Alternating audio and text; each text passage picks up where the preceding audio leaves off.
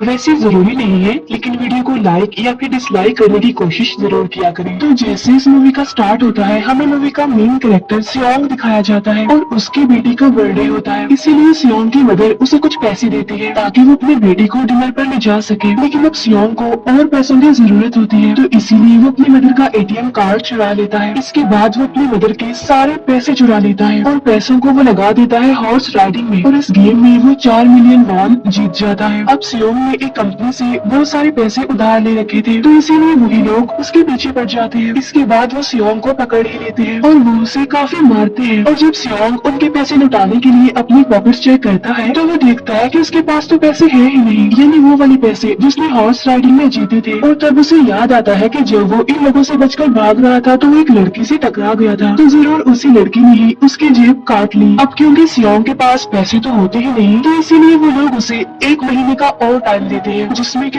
वो उनके पैसे लौटा दे। इसके बाद सियोंग कुछ पैसों का अरेंज करता है और अपनी बेटी को डिनर पर ले जाता है। इसके बाद सियोंग जल्दी से स्टेशन पर पहुंचता है, लेकिन अनलकीली उसकी ट्रेन तो मिस हो गई थी। और जब सियोंग वहाँ पर बैठकर ट्रेन के आने का वेट कर रहा था कि तभी अचानक से उसके पास एक आदमी आता है, और ये अननोन पर्सन था, यानी सियोंग उसके बारे में कुछ नहीं जानता था। फिर वो अननोन पर्सन सियोंग को कहता है कि मैं तुम्हारे साथ एक गेम खेलना चाहता हूँ। वो सियोंग को कहता है कि अगर तुम इस गेम में जीत गए तो मैं तुम्हें 1 लाख वॉन दूंगा। तब इतने सारे पैसों को सुनकर सियोंग ये गेम खेलने के लिए एग्री हो जाता है। इसके बाद सियोंग काफी मार खाने के बाद ये गेम जीत जाता है, यानी वो 1 लाख वॉन हासिल कर लेता है। इसके बाद वो अननोन पर्सन सियोंग को एक कार्ड देता है, ये कहते हुए कि अगर तुम और पैसे जीतना चाहते हो तो इस कार्ड पर जो नंबर लिखा हुआ है उस पर कांटेक्ट करना। इसके बाद सियोंग जब अपने घर जाता है तो उसकी मदर उसे कहती है कि तुम्हारी बेटी अगले साल अपने स्टेप फादर के साथ यूएस में शिफ्ट हो रही है। यहाँ पर हमें ये पता चलता है कि सियोंग की डिवोर्स हो गई है और उसकी वाइफ ने दूसरी शादी भी कर ली है। लेकिन सियोंग कभी भी ये नहीं चाहता था कि उसकी बेटी उससे दूर जाए, लेकिन उसे बहुत सारे पैसे चाहिए होते हैं अपनी बेटी की कस्टडी वापस लेने के लिए, तो इसीलिए सियोंग उस कार्ड वाले नंबर पर कॉल करता है। इसके बाद सियोंग को एक गाड़ी में लाया जाता है जहाँ पर और भी लोग थे, लेकिन फिर उन सारे लोगों को बेहोश कर दिया जाता है। और जब उन सब लोगों की आंख खुलती है तो वो खुद को एक फैसिलिटी में पाते हैं जहाँ टोटल 456 लोग थे, और वो वहाँ पर एज अ प्लेयर थे क्योंकि उन सबको एक यूनिफॉर्म भी पहनाया हुआ था। इस फैसिलिटी का होस्ट यानी लीडर एक आदमी था जो कि फ्रंट मैन था वहाँ पर, और वो सब पर नजर रख रहा था। अब यहाँ पर एक कॉमन चीज थी कि जितने भी लोगों को वहाँ पर लाया गया था उन सब ने कर्जे लिए हुए थे बहुत ज्यादा। सियोंग वहाँ पर प्लेयर नंबर 1 से मिलता है जो कि एक बूढ़ा आदमी था। उस बूढ़े आदमी को ब्रेन ट्यूमर था, यही वजह थी कि वो यहाँ पर आया था क्योंकि उसकी लाइफ तो वैसे भी खत्म ही होने वाली थी। इसके बाद वहाँ पर 2 प्लेयर्स जिनमें लड़की का नाम सैब्यूक और लड़की का नाम जेंग होता है, उनके बीच फाइट होती है। अब यहाँ पर सैब्यूक वही लड़की थी जो सियोंग के पैसे लेकर भाग गई थी, यानी उसी ने उसकी जेब काटी थी। सियोंग तो उसे देखते ही पहचान लेता है, इसीलिए वो अपने पैसे मांगने के लिए उसके पास जाता है। तभी वहाँ पर कुछ गार्ड्स आ जाते हैं जिन्होंने पिंक कलर का यूनिफॉर्म पहना था और उनके फेस अच्छी तरह से कवर्ड थे। गार्ड्स उन सभी प्लेयर्स को बताते हैं कि तुम्हें यहाँ पर टोटल 6 गेम्स खेलनी होंगी और जो इस गेम का विनर होगा उसे बहुत सारे पैसे मिलेंगे।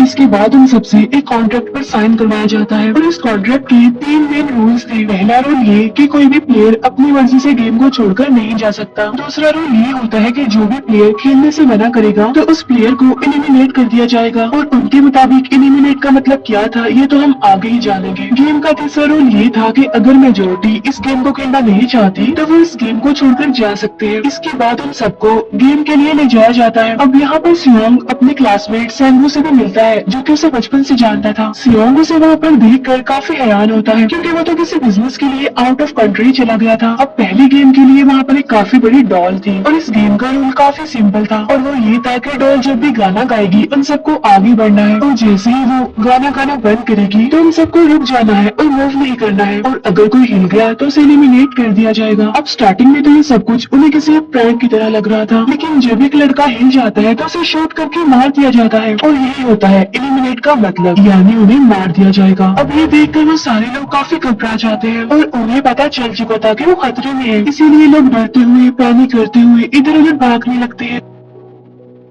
लेकिन लेकिन अब क्योंकि गेम का रूल था, इसीलिए जो भी हिलता है उसे मार दिया जाता है और जितने भी सर्वाइवर होते हैं वो किसी न किसी तरह इस गेम को कंप्लीट कर ही लेते हैं। लेकिन जो लोग मर जाते हैं उनके डेड बॉडीज को वहाँ से ले जाया जाता है और अब 456 प्लेयर्स में से सिर्फ 255 ही रह गए थे। अब क्योंकि वो सारे प्लेयर्स इतना ज्यादा डर जाते हैं कि अब कोई भी गेम खेलना नहीं चाहता था। लेकिन जैसा कि रूल नंबर 3 था कि अगर मेजोरिटी चाहे तो वो ये गेम स्किप कर सकती है, तो इसीलिए उनका लीडर इन्हें फ्रंटमैन वोटिंग करवाता है। लेकिन इससे पहले उन्हें प्राइज मनी दिखाई जाती है, यानी जो विनर को मिलेगी। लेकिन इन केस अगर कोई गेम को छोड़कर चला जाएगा तो ये सारे पैसे मरे हुए प्लेयर्स की फैमिलीज को मिल जाएंगे और ये प्राइज मनी टोटल 45 बिलियन वॉर होती है। इसके बाद वोटिंग करवाई जाती है जिसमें मेजोरिटी इस गेम को खेलना नहीं चाहती थी, तो इसीलिए गेम को यहीं पर स्टॉप कर दिया जाता है। लेकिन अगर कभी फ्यूचर में वो लोग चाहे तो इस गेम को रिज्वाइन कर सकते हैं। इसके बाद सभी लोगों को उनके घरों पर छोड़ दिया जाता है। नेक्स्ट सियोंग पुलिस स्टेशन जाता है और वहाँ पर वो पुलिस को सारी बात बता देता है। लेकिन उन लोगों को सियोंग की बातों पर यकीन नहीं होता और उल्टा वो लोग उसे पागल समझने लग जाते हैं। इसके बाद सियोंग उन्हें वही वाला कार्ड दिखाता है, लेकिन हैरान कर देने वाली बात तो ये है कि उस पर जो नंबर था वो रॉन्ग था। इसके बाद सियोंग जब घर जाता है तो उसकी मदर वहाँ पर नहीं होती। उधर सियोंग का क्लासमेट सेंगू अपनी मदर को छुप कर देख रहा होता है और तभी वहाँ पर सियोंग भी आ जाता है। यहाँ पर सेंगू अपसेट होते हुए सियोंग को बताता है कि मेरे ऊपर 6 बिलियन का कर्ज है। वो बताता है कि मैंने क्लाइंट्स के पैसे लेकर स्टॉक मार्जिन में लगा दिए थे, लेकिन अनलकीली वो सारे पैसे डूब गए। और तभी सियोंग के पास हॉस्पिटल से कॉल आती है। सियोंग की मदर का पाँव काफी इंजर्ड था, लेकिन डायबिटीज का ट्रीटमेंट ना होने की वजह से उनकी चोट और ज्यादा बढ़ गई। तब डॉक्टर सियोंग को बताते हैं कि तुम्हारी मदर का ट्रीटमेंट हो सकता है, लेकिन इसके लिए हमें इनका पाँव काटना होगा। लेकिन इस ऑपरेशन में बहुत सारे पैसे लगने वाले थे, लेकिन जाहिर सी बात है सियोंग के पास इतने पैसे तो होते नहीं। इवन उसने तो अपनी मदर के इंश्योरेंस के पैसे भी उड़ा दिए थे। तब इसीलिए सियोंग पैसे मांगने के लिए अपनी वाइफ के पास जाता है, लेकिन उसकी वाइफ उसे पैसे देने से इनकार कर देती है। फिर उसकी वाइफ अपने हस्बैंड को बताती है कि सियोंग आया था पैसे मांगने के लिए और तभी उसका हस्बैंड सियोंग को पैसे देने आता है। साथ साथ उसे ये भी कहता है कि मेरी फैमिली से दूर रहो। लेकिन सियोंग उसे मारने लगता है और तभी उसकी बेटी भी वहाँ पर आ जाती है। इसके बाद सियोंग का एक फ्रेंड अपने बॉस के पास पैसे मांगने जाता है, लेकिन उसका बॉस उसे पैसे देने से मना कर देता है, तो इसीलिए उन दोनों के बीच फाइट होने लगती है। इस फाइट के दौरान उसके बॉस का हाथ मशीन में आ जाता है, तो मौके का फायदा उठाकर सियोंग का फ्रेंड पैसे लेकर वहाँ से भाग जाता है। फिर इसके बाद सियोंग का फ्रेंड अपने घर आकर अपनी वाइफ को कहता है कि पहली फ्लाइट लो और जाओ यहाँ से। इसके बाद सईब्यूक एक एजेंट से मिलती है क्योंकि उसने अपनी मदर को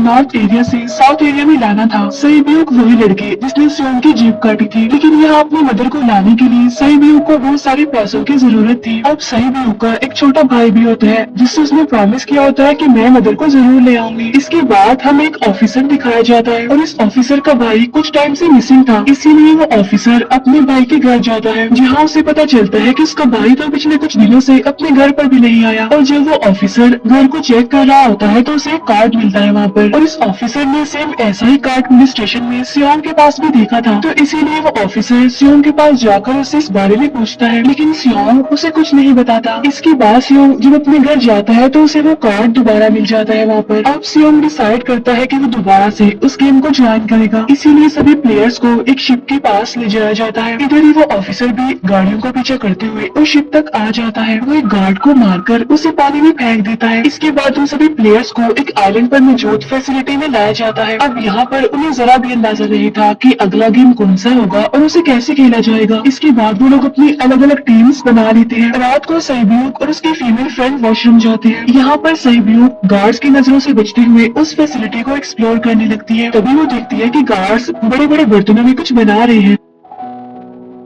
लेकिन अब क्योंकि गार्ड्स को शक हो जाता है तो ये गार्ड वॉशरूम्स को चेक करने के लिए आता है, लेकिन तब तक सईब्यूक वापस आ चुकी थी। इसके बाद सईब्यूक अपनी फीमेल फ्रेंड को सारी बात बता देती है जो उसने देखा था, लेकिन यहाँ पर सेंगू उन दोनों की बातें सुन लेता है और वो इस बारे में सईब्यूक से पूछता है, जिस पर सईब्यूक बताती है कि वो बड़े बड़े बर्तनों में कुछ पका रहे थे। इसके बाद उन सभी प्लेयर्स को प्ले ग्राउंड में लाया जाता है, जहाँ पर उनके सामने 4 शेप्स थी। 4 शेप्स में से उन्होंने किसी एक शेप को चूज करना था। अब यहाँ पर सेंगू को पता चल जाता है कि गेम क्या है और क्या करना है हमें। सेंगू सियोंग को बताता है कि सबने अलग अलग शेप्स को चुनना है। इसके बाद उन सभी को एक छोटा सा बर्तन दिया जाता है जिसमें की शेप्स बनी होती है। अब गेम उनकी ये होती है कि उन्होंने किसी तरह उस शेप को बाहर निकालना है बगैर डैमेज किए, लेकिन अगर शेप जरा से भी खराब हो गई तो उन्हें एलिमिनेट कर दिया जाएगा, यानी मार दिया जाएगा। अब यहाँ पर सैंगवू तो इजिली उस शेप को निकाल लेता है, लेकिन सियोंग इतना ज्यादा घबरा जाता है कि उसकी हालत खराब होने लगती है। लेकिन फिर वो किसी न किसी तरह करके इस गेम को भी जीत लेता है। इसके बाद उन सबको वापस से रूम में लाया जाता है। अब यहाँ पर 187 प्लेयर्स वापस आए थे, जिनमें से अब सिर्फ 108 ही रह गए थे। इसके बाद उन सबको खाने के लिए ले जाया जाता है, लेकिन खाने की वजह से जैंग की एक लड़के से फाइट हो जाती है, जहाँ पर जैंग उस लड़के को इतना ज्यादा मारता है कि वो मौके पर ही मर जाता है। इधर ही हम देखते हैं कि उन प्लेयर्स में से एक डॉक्टर होता है जो गार्ड्स के साथ मिलकर मरे हुए लोगों के ऑर्गन्स निकाल कर उन्हें चाइनीज को बेचने का काम करता है। इसीलिए जब भी डेड बॉडीज को ले जाया जाता है तो वो डेड बॉडीज को गायब कर लेते हैं, क्योंकि ये सब कुछ एक प्लान के अकॉर्डिंग चल रहा था, क्योंकि ये सारा कुछ फ्रंट मैन से छुप कर हो रहा था। यही वजह थी कि कंट्रोल रूम में भी उन्होंने अपना ही एक आदमी बिठाया हुआ था जो कि लोगों की सारी वीडियो फुटेज डिलीट कर देता था, और गार्ड्स तो डॉक्टर को गेम के बारे में पहले ही बता देते थे ताकि वो सरवाइव कर सके। यहाँ पर एक गार्ड उसी प्लेयर डॉक्टर को बताता है कि आज हमने प्लेयर्स को जानबूझकर खाना कम दिया है ताकि वो आपस में लड़ने लगे, जिससे होगा ये कि सारे वीक प्लेयर्स गेम से आउट हो जाएंगे। साथ ही गार्ड डॉक्टर को अपनी अगली गेम के बारे में बता देता है। अब 30 मिनट के बाद वहाँ पर लाइट्स ऑफ होने वाली थी। अब यहाँ पर सैंगवू को पता था कि सियोंग की टीम जरूर कोई उल्टा काम करेगी, इसीलिए वो उस टीम को अपने पास बुलाकर उन्हें रिलैक्स रहने के लिए कहता है। उधर वो जो डॉक्टर प्लेयर होता है वो जैंग की टीम में शामिल हो जाता है। यहाँ पर डॉक्टर जैंग को बता देता है कि अगला गेम क्या होने वाला है। इसके बाद लाइट्स ऑफ हो जाती है और जैंग अपनी टीम के साथ मिलकर बाकी सभी को मारने लगता है। जैंग एक लड़की को मारकर सभी को मारने जाता है, लेकिन तभी सियोंग उसे बचा लेता है। इसके बाद गार्ड्स वहाँ पर आकर उन सभी को रोक लेते हैं और अब टोटल 80 लोग रह गए थे। इसके बाद उन सभी को तीसरे गेम के लिए ले जाया जाता है और यहाँ पर उन्हें 10-10 प्लेयर्स की एक टीम बनाने के लिए कहा जाता है, और वो लोग ऐसा ही करते हैं, अपनी अपनी टीम बना लेते हैं। अब क्योंकि जैंग को अगली गेम के बारे में पहले ही पता होता है, इसीलिए वो साइबियो की फीमेल फ्रेंड को अपनी टीम में नहीं रखता और वो अपनी टीम में सिर्फ मर्दों को ही रखता है। इसके बाद सैंगवू भी अपनी एक टीम बना लेता है। अब क्योंकि उन्हें एक प्लेयर की जरूरत थी, तो इसीलिए साइबियो की फीमेल फ्रेंड उनकी टीम में शामिल हो जाती है। और ये गेम असल में टग ऑफ वॉर का होता है, यानी उन्होंने अपनी सामने वाली टीम को नीचे गिराना था। इसके बाद गेम स्टार्ट हो जाती है और जैंग की गेम बड़ी आसानी से इस गेम को जीत लेती है। इसके बाद बारी होती है सैंगवू की टीम की। अब प्लेयर नंबर 1 इन्हें वो बुरा आदमी कहता है कि मैंने अपनी जिंदगी में बहुत सारी टग ऑफ वॉर्स खेल रखी है, इसीलिए उन सबको गाइड करता है कि इस गेम को कैसे जीतना है। तो इसीलिए वो लोग किसी न किसी तरह करके इस गेम को जीत जाते हैं। ये दिखाया जाता है कि 30 मिनट के बाद दोबारा से लाइट्स ऑफ हो जाएंगी, जिस पर सैंगवू उन सबको कहता है कि रेडी रहना। तो इसीलिए वो डिसाइड करते हैं कि एक एक करके हम पहरा देंगे। अब जैंग की टीम में एक से बढ़कर एक चालाक प्लेयर था, तो इसीलिए जैंग को डर होता है कि कहीं उसकी टीम उसे ही साइड पर न लगा दे, यानी उसे ही अपने रास्ते से न हटा दे। दूसरी तरफ डॉक्टर और गार्ड्स मिलकर डेड बॉडी की ऑर्गन्स निकाल रहे होते हैं और इन ऑर्गन्स को डिलीवर करने जाना था गार्ड नंबर 28 एंड 29। तो वो सभी इन डेड बॉडी के बारे में बातें करने लगती है, जिसकी सिर्फ एक किडनी थी और वो उसे ज़ॉम्बी कह रहे थे। अब यहाँ पर जो गार्ड नंबर 29 था, यानी जिसने वो ऑर्गन्स डिलीवर करने जाने थे, वो कोई और नहीं बल्कि वो ऑफिसर था जो गार्ड के बीच में वहाँ पर आया था। और ये सब बातें सुनकर उसे शक होता है कि शायद ये लोग मेरे भाई की बात कर रहे हैं, क्योंकि उसकी भी एक ही किडनी थी। इसके बाद नंबर 28 और 29 यानी वो ऑफिसर ऑर्गन को डिलीवर करने के लिए चले जाते हैं। रास्ते में वो ऑफिसर नोटिस करता है कि टनल में तो बॉम्ब लगा हुआ है। तब नंबर 28 उसे बताता है कि जब हम यहाँ से बाहर निकलेंगे तो इस जगह को ब्लास्ट कर दिया जाएगा। अब यहाँ पर वो ऑफिसर नंबर 28 से और इन्फॉर्मेशन लेने की कोशिश करता है, इसीलिए नंबर 28 को उस पर डाउट होने लगता है। इसीलिए वो उस ऑफिसर को अपना फेस दिखाने के लिए कहता है। अब यहाँ पर वो ऑफिसर अपना फेस भी दिखा देता है, साथ साथ वो नंबर 28 पर गन पॉइंट भी कर देता है। साथ साथ वो ऑफिसर उससे एक हिड़ने वाले आदमी के बारे में पूछता है कि वो कौन है जिसे तुम ज़ॉम्बी कहते थे, जिस पर वो नंबर 28 उससे कहता है कि वो तो एक लड़की थी। अब यहाँ पर नंबर 28 उस ऑफिसर को कहता है कि तुम लीडर के रूम में जाकर सारी इन्फॉर्मेशन देख सकते हो, वहाँ पर सबका डाटा है। ये जानने के बाद वो ऑफिसर नंबर 28 को मार डालता है। उधर वो डॉक्टर गार्ड से अगले गेम के बारे में पूछता है, लेकिन इस बार गार्ड्स को भी अगले गेम के बारे में पता नहीं होता। तब इसीलिए डॉक्टर को गुस्सा आ जाता है और वो एक गार्ड को पकड़ लेता है और उनकी फाइट होने लगती है। इसी फाइट में डॉक्टर उस गार्ड को मारकर वहाँ से भाग जाता है। इसके बाद एक गार्ड भी उसका पीछा करता है और वो दोनों प्लेग्राउंड में आ जाते हैं। यहाँ पर गार्ड डॉक्टर को अपनी बातों में फंसा कर उसे मारने वाला होता है, लेकिन तभी लीडर इन्हें फ्रंटमैन आकर उसे मार डालता है और बाद में वो उस डॉक्टर को भी मार डालते हैं। साथ साथ इन्हें वहीं पर नंबर 28 की डेड बॉडी भी मिल जाती है, जिससे इन्हें ये पता चल जाता है कि फैसिलिटी में कोई घुस गया है। उधर वो ऑफिसर लीडर इन्हें फ्रंटमैन के रूम तक पहुँच जाता है। तो वो चेक करते करते एक ऐसे रूम में जाता है जहाँ पर सबके लिए रिकॉर्ड्स थे। और जब वो ऑफिसर रिकॉर्ड चेक कर रहा होता है तो उसे सभी विनर्स की एक लिस्ट मिलती है जिसमें उसके भाई का भी नाम था, यानी वो भी कभी विनर था। उधर सभी प्लेयर्स को फोर्थ गेम के लिए ले जाया जाता है जहाँ पर उन सबको अपना अपना पार्टनर चुनने के लिए कहा जाता है और वो प्लेयर्स करते भी ऐसा ही है, अपना अपना पार्टनर चुन लेते हैं। सही भी की फीमेल फ्रेंड भी अपना पार्टनर ढूंढने की कोशिश करती है लेकिन कोई भी उसका पार्टनर बनने को तैयार ही नहीं था। इसके बाद सभी प्लेयर्स को 10-10 मार्बल्स दिए जाते हैं। असल में ये गेम ऐसी होती है कि एक प्लेयर को अपने पार्टनर से सारे मार्बल्स लेने होते हैं बगैर कोई जोर जबरदस्ती किए, और जो दूसरा पर्सन होगा यानी जिसके पास मार्बल्स नहीं होंगे उसे मार दिया जाएगा। फिर सैंगवू और सियोंग का फ्रेंड ऑड और इवन का गेम खेलते हैं जिसमें कि उन्होंने गेस करना था कि सामने वाले के हाथ में कितने मार्बल्स हैं। अब यहाँ पर सियोंग का फ्रेंड सैंगवू के सारे मार्बल्स जीत जाता है जिसकी वजह से लास्ट में सैंगवू के पास सिर्फ एक ही मार्बल बचता है। अब क्योंकि सैंगवू को पता चल चुका था कि अब वो बच नहीं पाएगा, इसीलिए वो सियोंग के फ्रेंड को अपनी बातों में फंसाकर उसे ये यकीन दिलाता है कि अगर हम में से कोई भी हार दिया तो हारे हुए लोगों का मैच दोबारा करवाया जाएगा। अब यहाँ पर सैंगवू धोखे से सियोंग के फ्रेंड के सारे मार्बल्स चेंज कर देता है। इसके बाद सैंगवू मार्बल्स लेकर गार्ड को दे देता है और वहाँ से बाहर चला जाता है। और जब सियोंग का फ्रेंड मार्बल चेक करता है तो वहाँ पर पत्थर होते हैं। उधर प्लेयर नंबर 1 यानी उस बूढ़े आदमी की हालत खराब हो रही थी, इसीलिए वो तो इधर उधर घूम रहा था लेकिन सियोंग किसी तरह उसे खेलने के लिए एग्री कर लेता है। अब यहाँ पर वो दोनों यानी वो बूढ़ा आदमी और सियोंग भी इवन आउट खेलते हैं। अब इनमें से वो बूढ़ा आदमी सियोंग के सारे मार्बल्स जीत जाता है लेकिन लास्ट राउंड में वो बूढ़ा आदमी भूल जाता है कि उसने क्या चूज किया था। तो यहाँ पर सियोंग उसे बातों में फंसा कर उसके सारे मार्बल्स ले लेता है। लेकिन यकीन मानिए कि वो बूढ़ा आदमी काफी चालाक था, उसने एक मार्बल अपने पास ही रखा हुआ था और वो दोबारा से इधर उधर घूमने लगता है। अब यहाँ पर सियोंग उसे रिक्वेस्ट करता है कि प्लीज मेरे साथ एक और गेम खेलो ना। तो यहाँ पर वो बूढ़ा आदमी कहता है कि मुझे पता है कि तुमने सारे मार्बल्स धोखे से लिए हैं मुझसे। वो कहता है कि मुझे सब पता था, बस मैं पागल बनने की एक्टिंग कर रहा था।